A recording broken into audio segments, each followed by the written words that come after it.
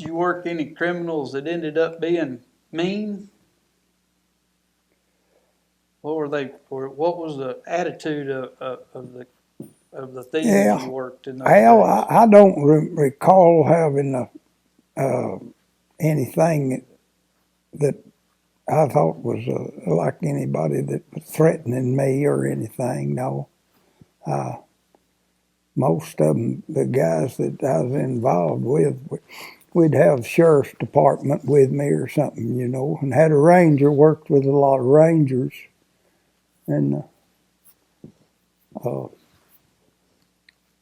the Texas Rangers usually like to deal with the tough guys, you know, and that is kind of their forte. And You know, sometimes today special rangers get off into crimes just because they're kind of in the wrong place at the right time. I think I may remember a story about you being in Alvord and running into a circumstance like that.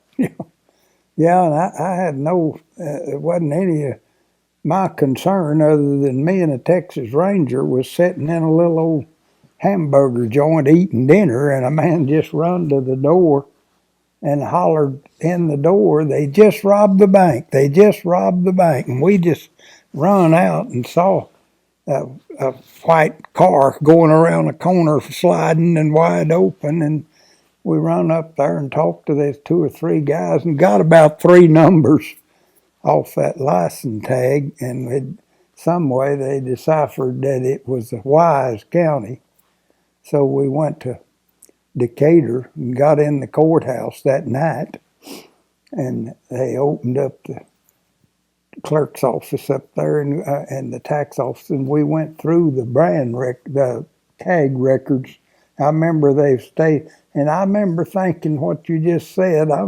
This is not even any of my forte to be involved in, but I was with him, and it was about 2 o'clock that morning. They just finally went through it that there's just 359 Fords, white Fords registered in Wise County, and we accounted for 2 of them being at home, and this other one is gone. So they was after that guy, and they got him picked up the next evening in Dallas, and still had a bunch of the money that he got out of that bank. But it wasn't anything to do with the brand inspection. I just happened to be with him, and I don't remember what we was doing down there together.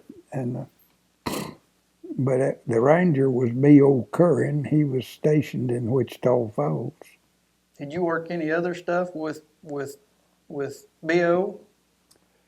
Well, a cow theft case or 2 that I was involved with him. We had a boy arrested, a boy on a Young County warrant. They had the Young County warrant out for him, and I can't remember what we found out, how we found out that there at Quanah, but this ranger and I went out there and got him and put him in jail at Quanah.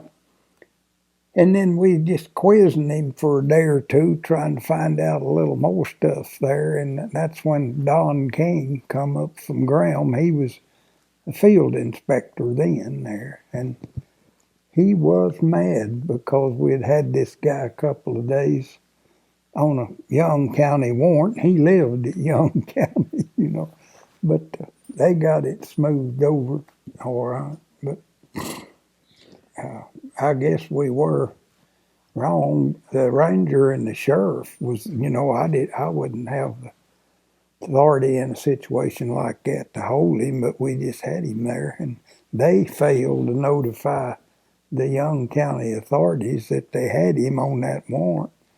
But them people there thought they should have been notified as quick as we picked him up, because you picked him up on their warrant. But I think they tried to find out some more stuff from him before they let them have him.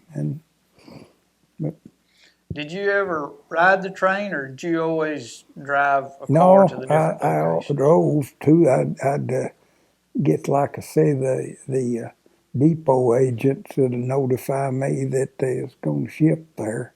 And some of the ranches would call me and tell me that they used to ship lots of cattle from Paducah Railroad there and at Narcissus out there in the country between there and Matador, the big set of stock pens, and they shipped there in Russellville.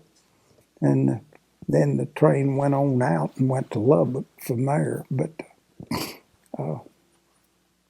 when you drove cars and then you worked shippings at ranches where you were horseback, how did that work? Did you have some kind of trailer, or did you just carry your saddles? no, we just carried the saddle. I carried the saddle with me in the car and just rode whatever was there. And I'd have a little trouble doing that now, but then I know 2 or 3 times I remember I was telling you that the horse at the Y Ranch up here, that I was going to work a shipment, and then I just told them boys that was catching horses that morning that I'd just go with them, help pin them, and they thought this will be fun, cause then they just caught me a little sorrel horse and led him out there and saddled him up. Bill Clapper was working there as a cowboy. Me and him have talked about this time or two. He remembered it. He was just a big kid, but he had a job working there at the Wise. And we saddled that little horse up and stepped on him, and he did explode, boy. And that thing bucked like a haint there, but I was about 27, 28 years old then and riding a few broncs around, and so I put it on him pretty good, and I trotted back over to that old man that run things. His name was Jim Roark. Most everybody called him Mr. Roark. And I said, Mr. Roark, I hope you know I didn't job that thing. I just stepped on him and he exploded. And that old man, he said, that horse has been needing that for a long time. But I remember getting in a jam there at Vernon. I was out north of Vernon. There's a horse in the lot and a cow down there in a little trap, and I got on that old thing. He wasn't worth 8 eggs, and got him down there and couldn't do nothing with her, and I roped that cow and wound up I had both of them down at one time. But I got her, checked her brands, and got him turned loose and got back up there. But I'd have a hard time. One time down here at the East Camp, them Daniels boys, and that is R.C. and Ed and Roy, the old ones, their dad and mother lived there. And their sister that run that cafe in Benjamin a long time, she was a young girl at home then. I stopped there and wanted to see them, and I could see them up there about a mile up there toward that high mesa with a herd of cattle working, and there's a horse in the lot there.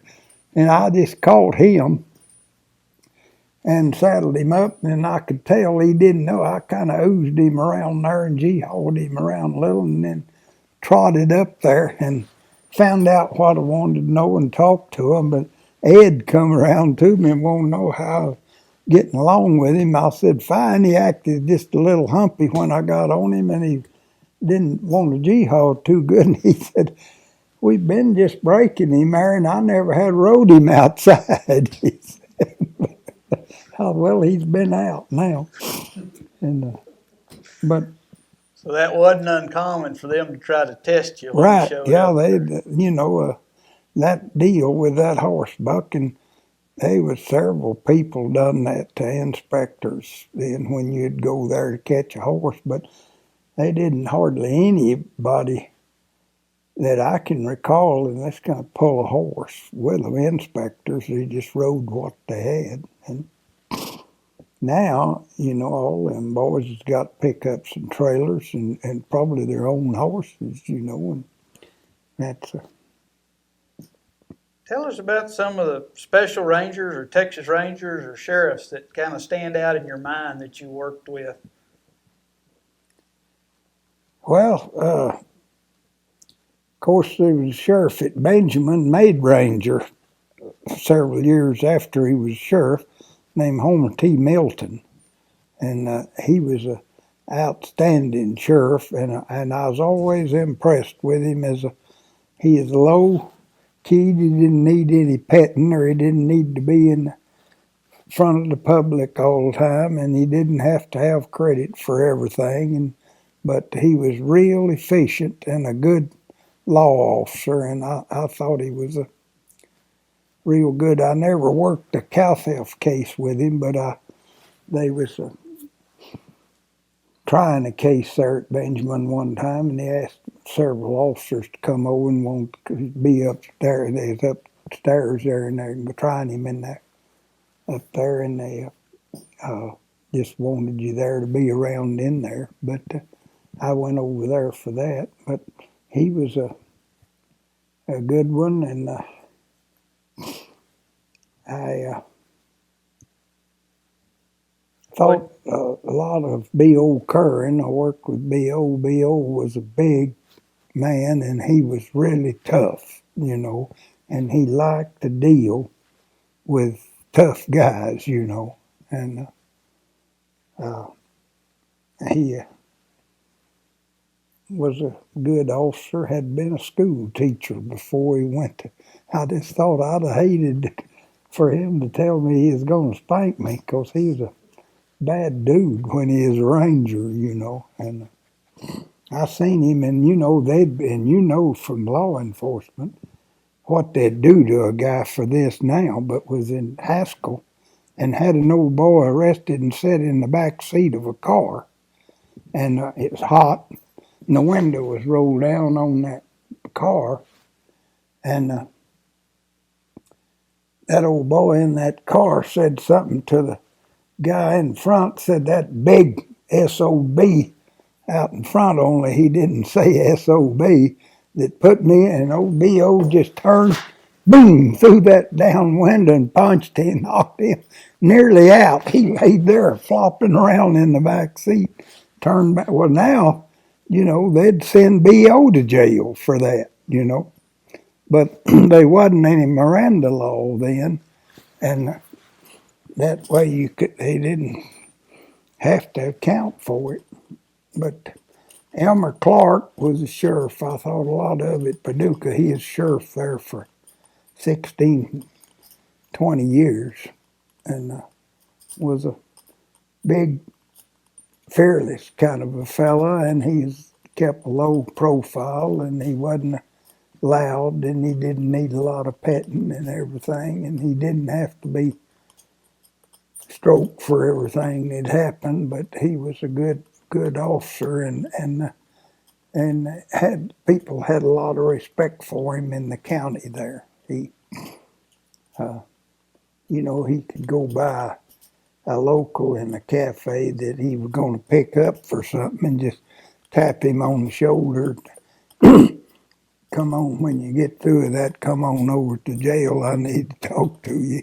And he better show up over there in a little bit. But them fellers was good.